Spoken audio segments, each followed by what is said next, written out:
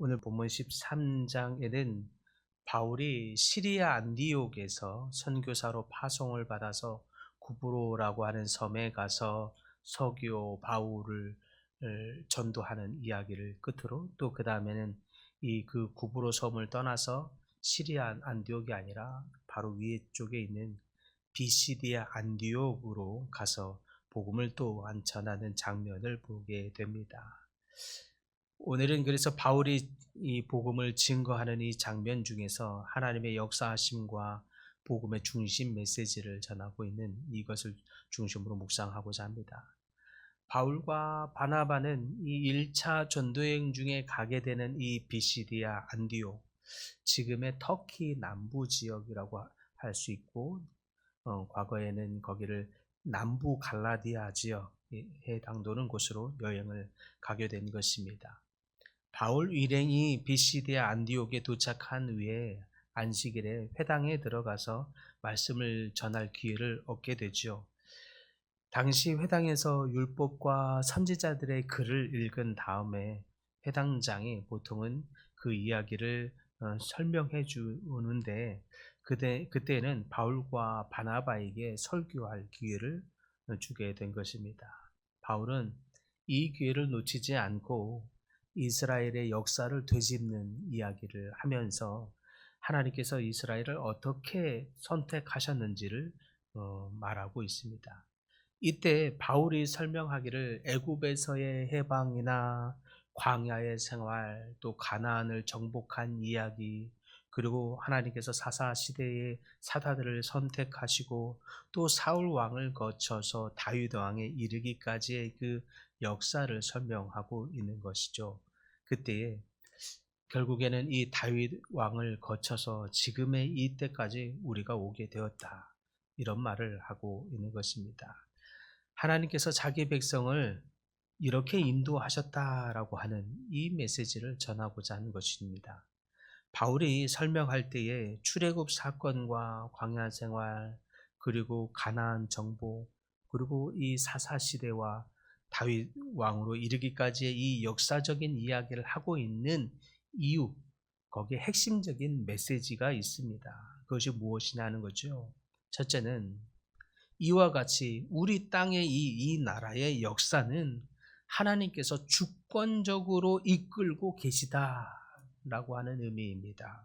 17절에 표현하기를 이 이스라엘 백성의 하나님이 우리 조상들을 택하시고 애굽 땅에서 나그네된 그 백성들을 높여 큰 권능으로 인도하여 내사라는 표현을 합니다. 무슨 뜻입니까?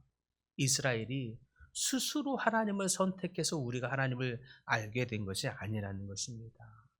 우리가 선택해서 우리의 능력으로 우리가 노력해서 하나님 앞에 택함을 받은 것이 아니라 하나님이 우리 조상들을 선택하셔서 거기에서부터, 이 애굽에서 거할 때에서부터 우리 조상들을 선택하시고 이끌어 주셨다라는 의미입니다.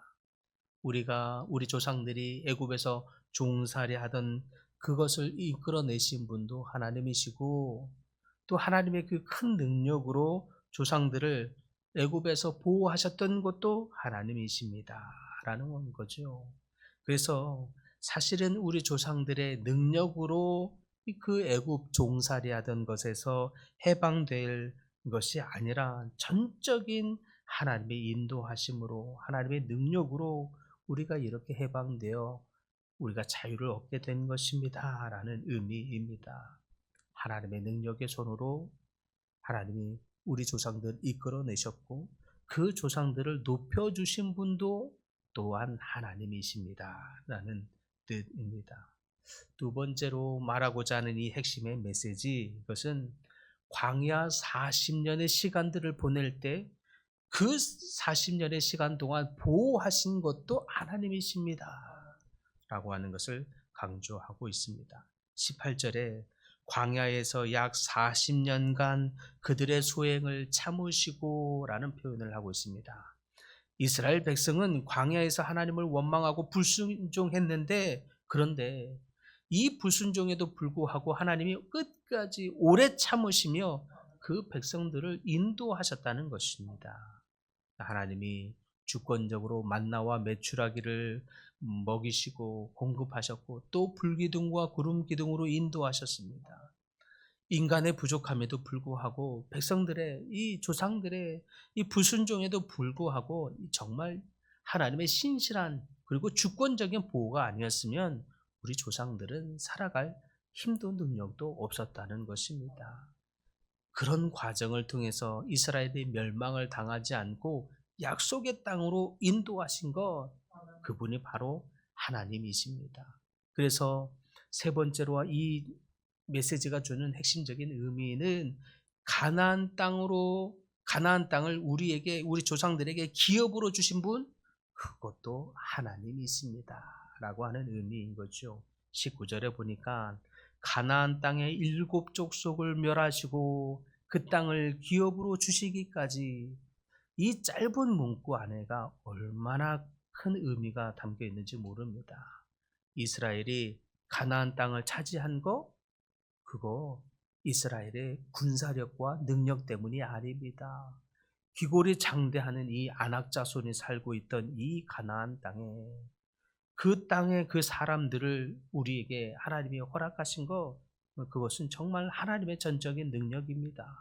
이스라엘이 전투력이 뛰어나서도 아닙니다. 능력이 뛰어나서도 아닙니다. 전적으로 하나님이 주시겠다고 약속하시더니 그 약속대로 하나님이 능력을 베푸사 우리 조상들에게 주신 것입니다. 해족속, 기르기 족속, 여러 7족속이 살고 있던 그 가나안 땅에 그 족속들을 심판하시고 이스라엘에게 그 땅을 주셨다는 것입니다. 이는 하나님께서 자신의 뜻과 계획을 따라서 모든 민족을 움직이시는 정말 주권적인 역사에 하나님의 이 섭리를 보여주는 것입니다. 마지막으로 하나님께서 주시는 이 바울이 말하는 이 핵심적인 메시지는, 하나님께서 사사 시대와 왕정으로 이어지는 이 다윗으로 시작해서 왕정으로 이어지는 이 모든 시대까지 하나님의 주권적인 섭리가 있다는 의미입니다. 20절에 표현하죠. 그 후에 선지자 사무엘 때까지 사사를 주셨으니, 백성들은 이 사사 시대에 암흑의 시대, 자기 소견에 옳은 대로 행하던 시대라고 말하지만, 그런데 하나님이 보내신 사사 시대의 때는 평안하였더라 할 수 있었던 거, 하나님의 주권적인 인도하심 때문입니다 라고 하는 의미인 거죠. 하나님께서 이스라엘 백성이 이렇게 어려울 때마다 사사를 보내셔서 보호하셨다는 것입니다.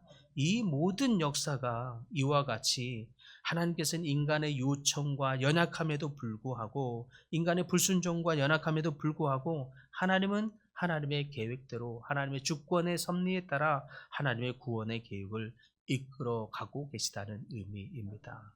이 모든 역사의 과정, 이스라엘 백성의 능력에 뛰어남이 있는 것이 아닌 하나님의 마음에서 비롯된 주권적인 섭리요 하나님의 인도하심을 반영하는 것입니다. 바울은 이를 통해서 하나님의 신실하심과 이 구속사의 흐름을 강조하면서 하나님이 바로 우리나라 이 땅의 역사의 주관자이십니다. 하나님이 우리와 우리 삶을 이끌고 계십니다 라고 하는 것을 강조하고 있는 것이죠. 그래서 지금도 마찬가지입니다. 지금 살아가고 있는 저희에게도 마찬가지로 하나님은 우리의 삶을 이끌고 계십니다. 이 말을 하고 싶은 겁니다.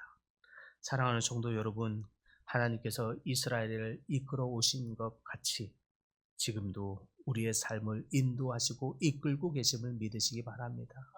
세상이 또 다른 주관자가 있어서 세상을 이끌어가는 것 같고 우리 뜻대로 되지 않은 것 같아 보일지라도, 그럼에도 불구하고 이 땅의 주인은 하나님이십니다. 하나님이 이 백성들을 이끌어가고 계십니다. 때론 징계를 위해서라도, 때로는 우리로 더욱 믿음을 견고하기 위해서라도, 때로는 우리를 연단시키기 위해서라도, 때로는 우리의 뜻대로 되지 않은 것 같아 보일지라도, 그럼에도 불구하고 하나님은 이 땅의 주인이심을 믿는 여러분들 다 되기를 소망합니다. 그래서 오늘 이 아침에 기도할 때에 하나님이 우리 삶의 주인이심을 고백하는 시간 되기를 간절히 바랍니다. 하나님, 하나님 우리 삶의 주인이시오니 우리의 삶을 이끌어 가주시옵소서. 우리 삶의 가정에서, 일터에서, 자녀들에게서, 우리의 모든 사업장과 모든 일 앞에서 하나님의 주인 되심을 고백하면서 그 주인 되신 하나님께서 우리의 삶을 이끌어 가시도록 기도할 때에 하나님의 역사를 더 풍성하게 경험하는 사랑하는 이혼의 모든 가족들 되시기를 간절히 축복합니다.